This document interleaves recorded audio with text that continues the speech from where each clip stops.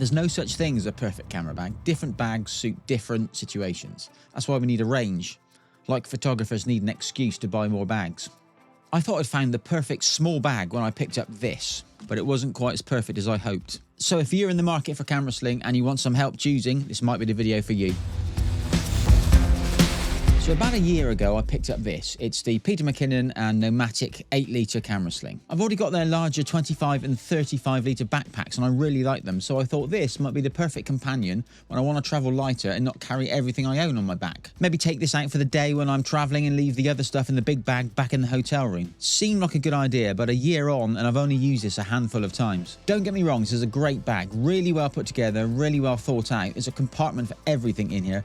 It's just not right for me. Great if you're traveling with smaller gear like an Osmo Pocket 3 and a drone, but I shoot Canon gear and they tend to be a bit larger and it's just not cutting it. The R5 with a 24 to 70mm on it is a chunky boy. It does fit, but there's no room for anything else. So even though I really like it, it's a great bag, it's just not working for me. Luckily, Nomatic and Pete are back with a bigger 13-litre version. This could be exactly what I hoped the smaller version was going to be. Same bag, just bigger. So on the outside, to all intents and purposes, it's the same bag. It's just larger in all dimensions. It's still got the same loops on the front and underneath for securing larger things like a tripod. And you've still got the luggage pass-through here on the back. And it's got these swiveling connectors again, just like the original, so you can wear it as a shoulder bag or cross-body like a messenger bag.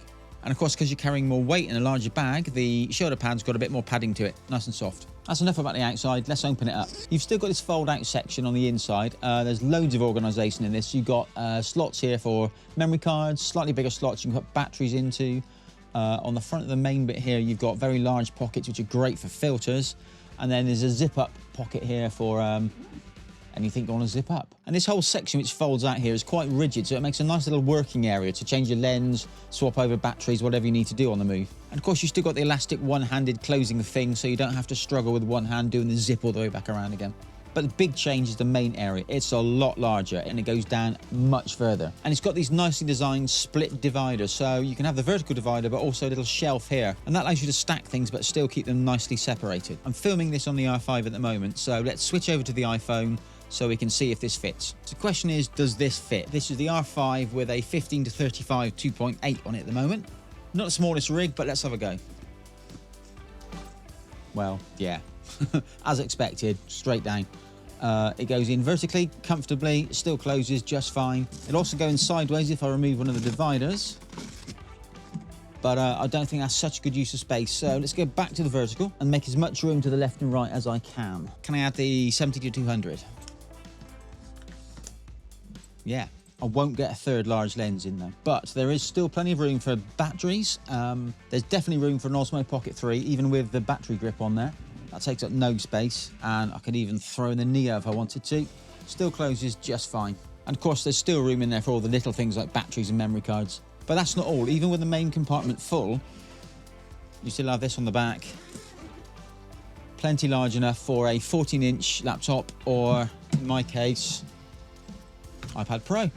So yeah, that's quite weighty now, but there's a lot in there. There's a R5, there's a 15 to 35mm lens, a 70 to 200mm lens, an Osmo Pocket 3, various bits and bobs, a drone, and even an iPad Pro to edit your stills and video at the end of the day. All right, let's go back to the R5 to wrap things up. So to wrap up, the 13-litre version of this camera bag does work better with Canon gear. I can get 2 lenses and my R5 in here with no trouble. There's still room for things like a drone and even an Osmo Pocket 3. So if you found this video useful, don't forget to like, subscribe and leave a comment below. I'd love to hear what you look for in a camera bag. And if you're considering one of these McKinnon camera slings, let me know which size you're leaning towards. That's it for now. Thanks for watching. I'll see you in the next video.